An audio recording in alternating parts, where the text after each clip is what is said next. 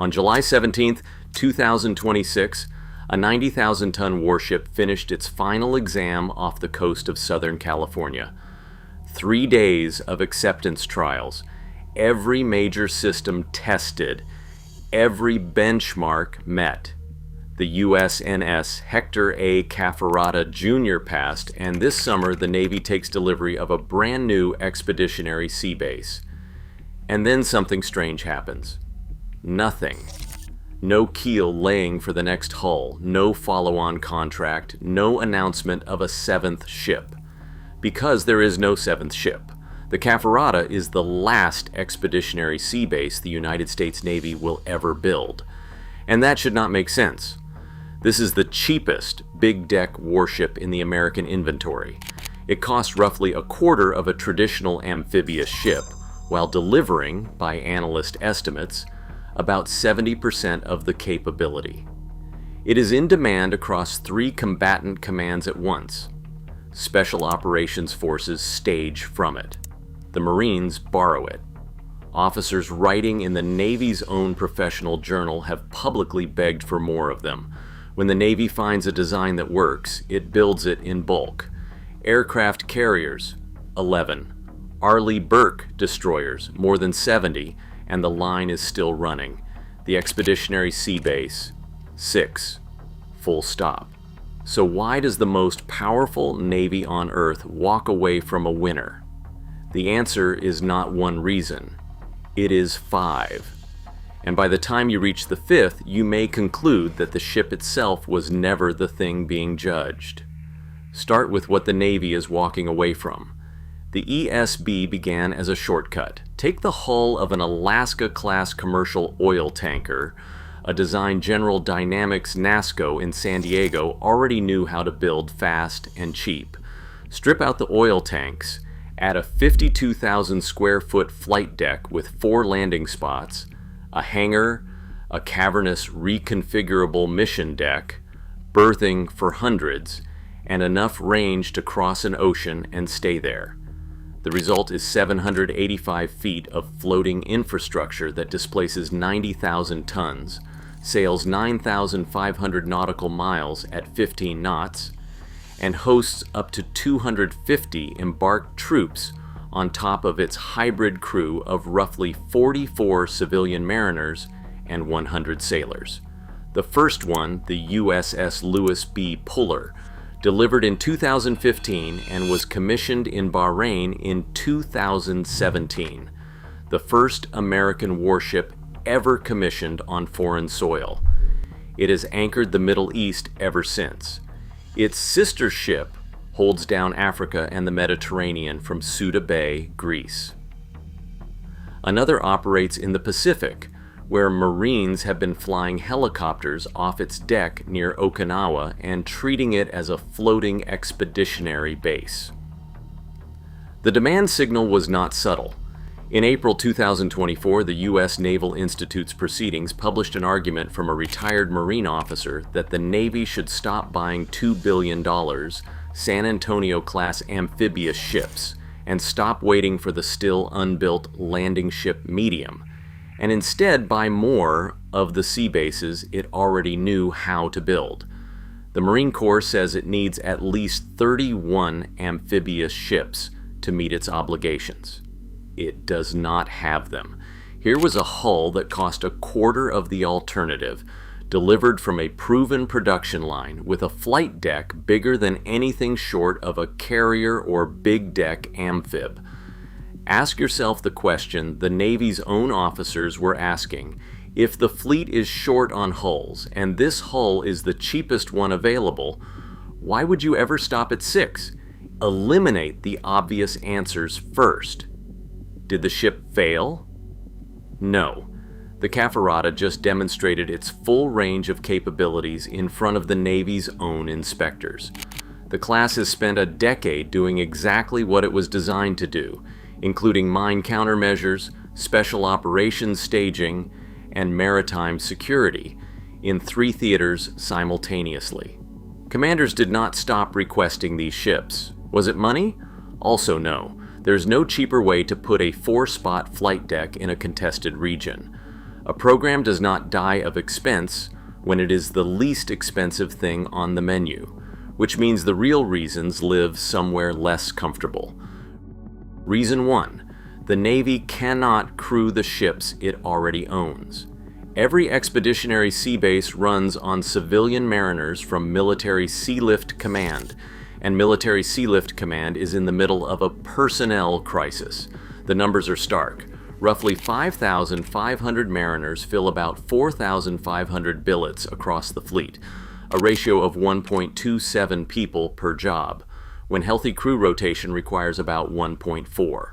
Mariners were working 4 months at sea for 1 month off, and they started leaving. In August 2024, USNI News revealed a draft plan with a name that sounds like an admission: the Force Generation Reset. 17 support ships would be sidelined so their crews could be reassigned. And on that draft list, according to people familiar with the plan, were 2 expeditionary sea bases, the 𝗙𝗆 in Bahrain and the 𝗙𝗂𝗶𝗃𝗆 in Greece, the 2 most visible, most forward deployed ships of the class. That November, the commander of Military Sealift Command confirmed it: 17 ships sidelined, manning reduced on 2 sea bases, and a need for 800 to 1,000 additional mariners just to reach healthy staffing. It went further. When Expeditionary Sea Base 7, the Robert E. Simonek, delivered in late 2024, the Navy did not crew it the traditional way at all. It signed an agreement to man the ship's licensed positions with contract mariners from a private operator because the government workforce was stretched too thin.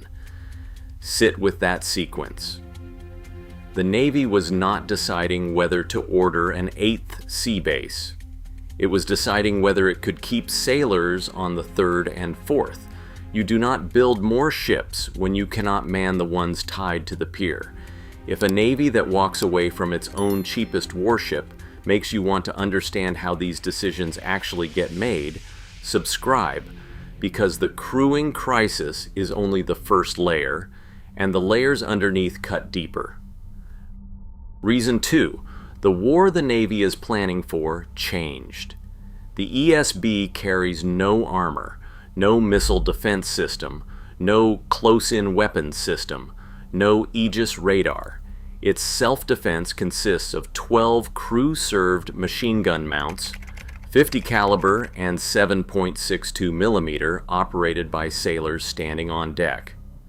That was a reasonable trade in 2015, when the missions were chasing pirates in the Gulf of Guinea, clearing mines in the Persian Gulf, and intercepting smugglers' wooden dhows. Against a speedboat or a skiff, a machine gun is enough. Against what the Navy now spends its nights worrying about: anti-ship ballistic missiles, 1,000-mile precision strike, a fight in the Western Pacific, a 785-foot converted tanker moving at 15 knots is not a platform. It is a target. Every shipbuilding dollar now flows through one filter. Does this survive the high-end fight? The ESB was built for the wars America was actually fighting. The budget is built for the war America is afraid of. Reason 3. The shipyard itself became the bottleneck.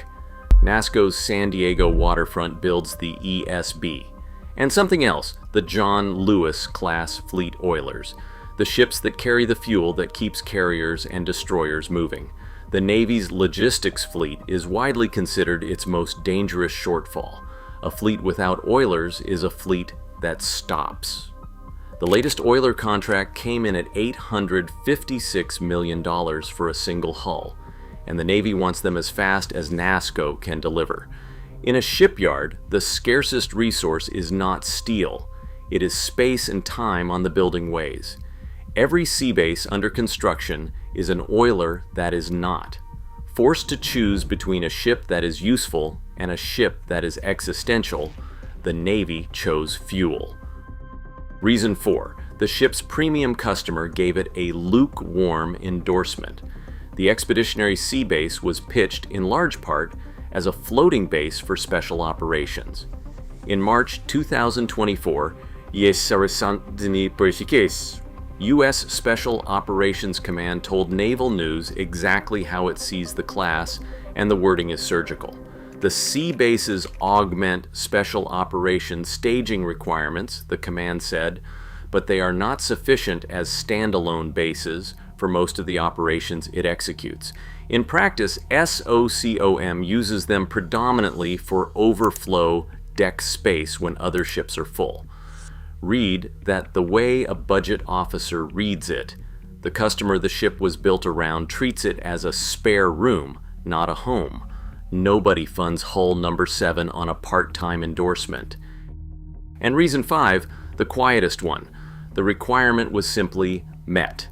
The program was never a series production run like the destroyer line. It grew one contract at a time, 3 ships, then a 4th, a 5th, a 6th, each added to cover a specific gap on the map. One sea base anchoring the Middle East, one for Africa and Europe, one in the Pacific. The newer hulls provide rotation depth while older ships cycle through maintenance. 6 hulls cover the geography. Presence does not scale the way firepower does. A 7th ship would not create a new ocean to sit in. The Navy bought exactly as much forward presence as its map required, and then it stopped. So the counter-argument in proceedings that more sea bases could patch the amphibious shipping shortfall lost, not because it was wrong about the ship, but because it was arguing with forces bigger than the ship. Which brings the question full circle. Why did the Navy stop building the Expeditionary Sea Base? Not because it failed. It succeeded at everything it was asked to do. The Navy stopped because the ESB lost an argument about scarcity. Scarce mariners, so badly stretched that existing sea bases faced reduced manning. Scarce shipyard space, needed for the oilers that keep the rest of the fleet alive. Scarce budget dollars. In a Navy betting everything on surviving a missile war it hopes never to fight. The ship was never the constraint. The system around it was. Here is the part worth remembering. These 6 hulls were designed for a 40-year service life. The 𝗙𝗶𝗲𝗹𝗱, delivered this summer, is scheduled to serve into the 2060s. Somewhere decades from now, a helicopter will lift off a flight deck welded onto a tanker hull, from a class of ship the Navy declared finished in 2026, still on station, still cheap, still doing the unglamorous work that keeps shipping lanes open. The Navy stopped building them. It will be relying on them for another 40 years. And that raises the question the Pentagon never quite answered. When the last of these 6 finally wears out, what takes its place?